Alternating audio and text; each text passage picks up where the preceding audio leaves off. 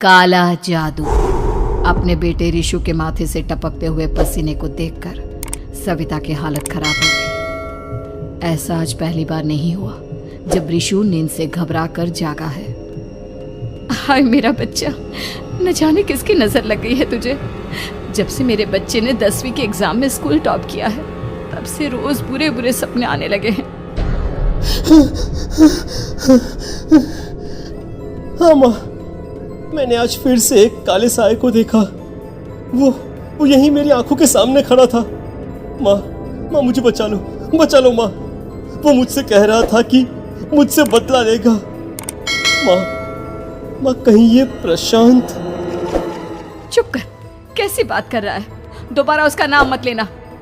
तुझे पता है ना, उस प्रशांत ने आत्महत्या कर ली, तो बार बार उसका नाम मत लिया कर। मम्मी, क्या सच में प्रशांत ने आत्महत्या की थी? चुप कर, बहुत सवाल पूछता है आजकल। और फिर रात के वक्त सविता के पूरे घर में एक अजीब सा काला धुआं छाने लगा। गहरी नींद में सोई सविता की जैसे ही आंख खुली उसका दम घुटने लगा। वो दौड़कर रिशु के रूम की तरफ गई जहां उसके दरवाजे पर घूमती एक काली परछाई देख वो बुरी तरह से घबरा गई। कौन है वहाँ? कौन है? सामने आओ। ये मैं हूँ, तुम्हारी काली करतूत।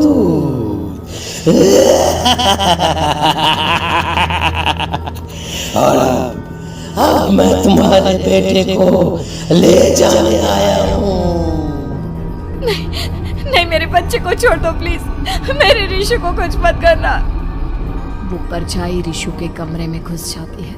सविता भी उसके पीछे पीछे दौड़कर जाती है और देखती है कि अब वो साया साफ नजर आ रहा था। वो सर से पैर तक खून में सना हुआ था और उसके शरीर के सारे अंग कटे फटे हैं। क्या चाहिए तुम्हें? तुम जो बोलोगे मैं करूंगी, लेकिन मेरे रिशु को छोड़ दो।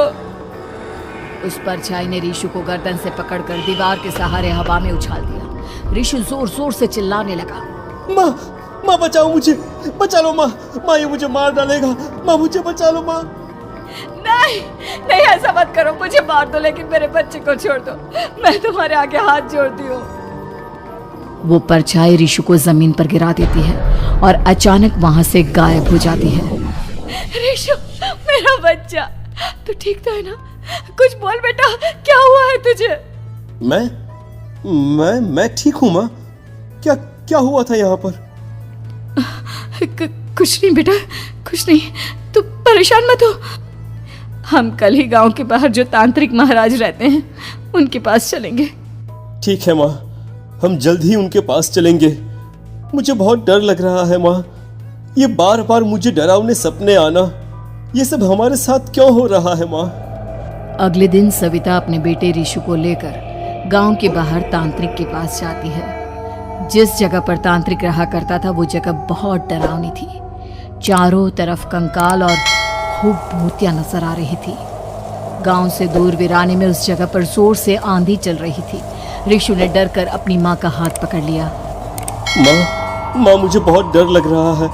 ये कैसी जगह है? देख बेटा, हमारे साथ जो कुछ भी हो रहा है उसका इलाज सिर्फ और सिर्फ ये तांत्रिक महाराज ही बता सकते हैं। अब यही है जो हमें प्रॉब्लम से बाहर निकाल सकते हैं।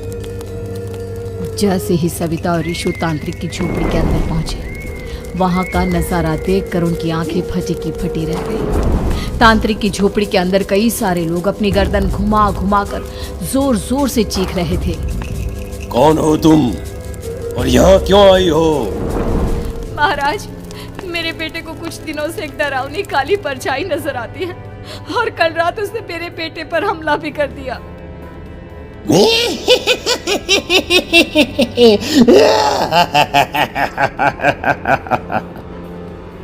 मम्मी हमें यहाँ से चलना चाहिए। ये जगह मुझे ठीक नहीं लगती।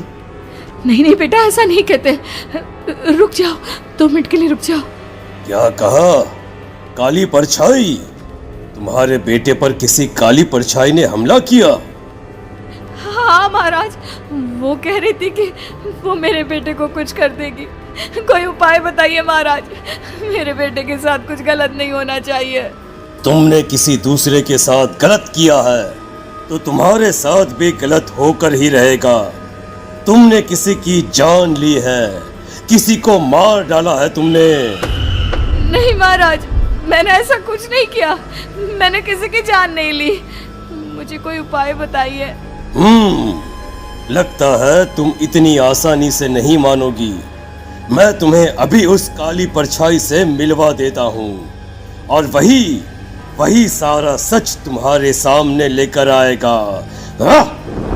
सविता और ऋषु ने डर के मारे अपनी आंखें बंद कर ली। तभी अचानक तांत्रिक की झोपड़ी में अजीबोगरीब आवाजें गूंजने लगी। सविता और ऋषु बुरी तरह से कांप रहे थे। आंखें खोलो और अपने सामने देखो। क्या यही है वो जिससे तुम कल रात को मिली थी? बताओ मुझे। हाँ, इसने कल रात मेरे बेटे के ऊपर हमला किया था। ये उसी लड़के की भटकती हुई आत्मा है जिसे कुछ दिन पहले तुमने मार डाला था। मम्मी, ये महाराज क्या कह रहे हैं? क्या सच में आपने किसी की जान ली है, किसी को मार डाला है? अगर हाँ तो बताइए ना मम्मी, किसको मारा है आपने? किसको?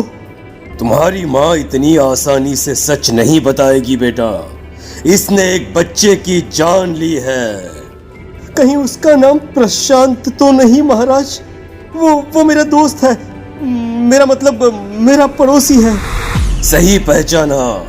देखा सविता, तुम्हारा खुद का बेटा भी जानता है कि तुमने किसी के प्राणों की बलि चढ़ा दी और इसीलिए अब उसकी बुरी आत्मा तुम्हारे घर में भटकती है। मुझे माफ कर दीजिए महाराज, मुझसे बहुत बड़ी गलती हो गई। प्रशांत हमारे पड़ोसी का बेटा था। हर बार उसके नंबर मेरे बेटे से ज्यादा आते थे और इसलिए मैंने उसके कमरे के बाहर काला जादू किया था, पर मुझे नहीं पता था कि वो मर जाएगा।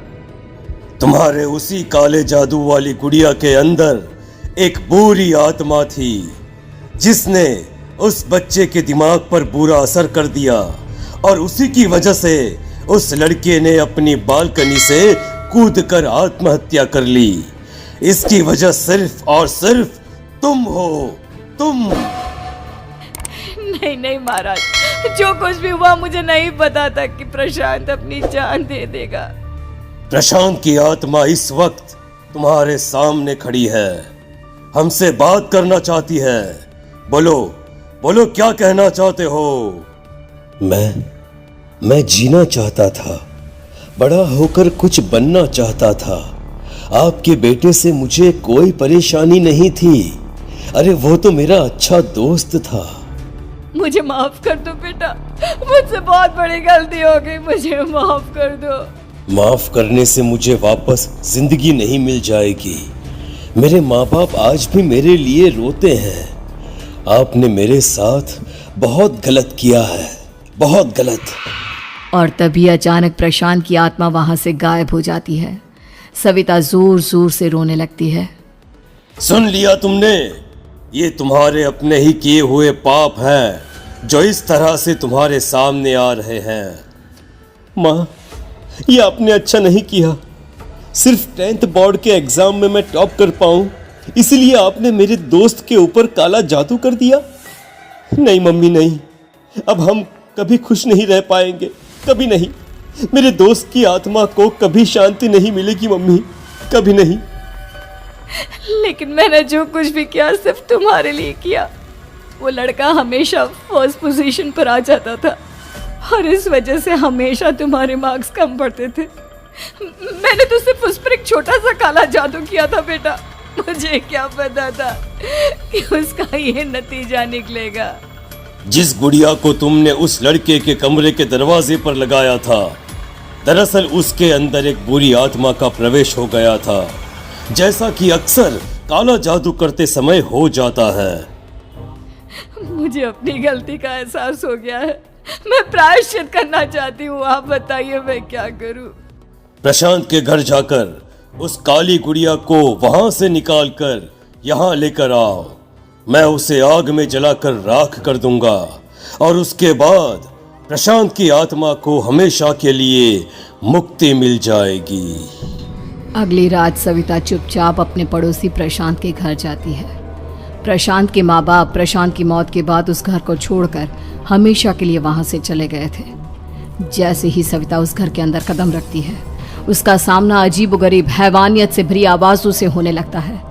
ऐसा लग रहा था जैसे कोई बुरी तरह से चीख रहा हो। सविता जैसे ही प्रशांत के कमरे के बाहर पहुंचती है, वहां पर लटकी हुई गुड़िया के शरीर से खून टपकने लगता है। ये क्या हो रहा है? इस गुड़िया के शरीर से खून क्यों टपक रहा है? सविता हिम्मत करते हुए उस गुड़िया को वहां से उतारने की कोशिश करती है, लेकिन तभी अचानक से बहुत भयानक दिखने वाली औरत उसकी आंखों के सामने आकर खड़ी हो जाती है। मैं यहाँ से कहीं नहीं जाऊंगी, और अगर तूने मुझे यहाँ से हटाने की कोशिश की तो मार डालूंगी मैं तुझे। नहीं नहीं, मुझे तुम्हें यहाँ से ले जाना ही होगा, नहीं तो मेरा बेटा, उसकी जान को खतरा है। मैं तुम्हें नहीं छोड़ सकती। अगर तुम्हारे अंदर हिम्मत है तो मुझे इस घर से बाहर ले जाकर दिखाओ। और ऐसा कहकर वो औरत सविता के ऊपर हमला कर देती है और उसे हवा में उछाल उछाल कर जमीन पर पटकती है। लेकिन तभी अचानक मौका देखकर सविता अपने हाथ में ली हुई सुई उसके हाथ में चुभो देती है। हाथ में सुई लगते ही वो औरत जमीन पर तड़पने लगती है। ये क्या किया तूने? ये क्या कर दिया? तुझे ऐसा नहीं करना चाहिए था। तांत्रिक ने मुझे कहा था कि तुझसे जीतने का सिर्फ यही एक तरीका है जिससे मैं अपने पापों का प्रायश्चित कर सकती हूँ और अपने बेटे की जान बचा सकती हूँ। और उसके बाद वो डरावनी दिखने वाली औरत एक छोटी सी जादुई गुड़िया में तब्दील हो गई और सविता ने उसे ले जाकर तांत्रिक को दे दिया। तांत्रिक ने जादुई गुड़िया को आग के हवाले कर दिया। दोस्तों, हमें उम्मीद है कि आपको हमारी ये कहानी पसंद आई होगी। कृपया हमारे चैनल को सब्सक्राइब करें और सभी अपडेट्स के लिए बेल आइकन जरूर दबाएं। और हाँ, वीडियो लाइक और शेयर करना मत भूलिएगा। Bye bye.